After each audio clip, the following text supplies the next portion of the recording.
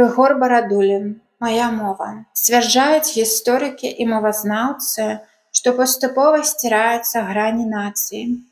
І нібыта як перажытак, аджыць павінна абавязкова мова маці маёй, беларуская мова.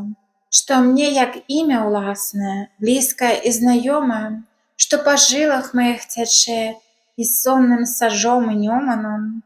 Я чакаю часіны сябрыны людской, але не згаджуся, што родныя мовы лусхой былі на рыбіне чалавецтва, якая ў вечнасць плыве акіянам вечнасці.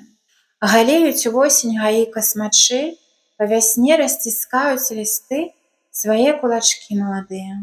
І калі нават мова мая замаўчыць, то не зробіцца мёртвай латынню.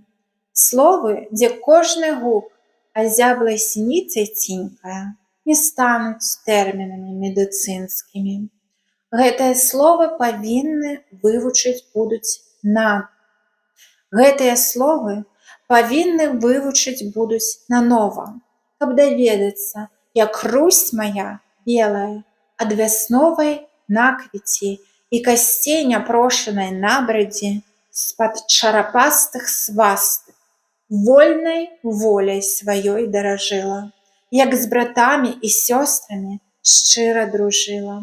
Калі мова мая уліецца ў агульны людскі акіян, пацячэ ў ім, стрыманая цёплым гальстрывам, і будзе мне сэрца грэць кожным ашчаджаным словам, бо як жыта спрадвечная беларуская мова.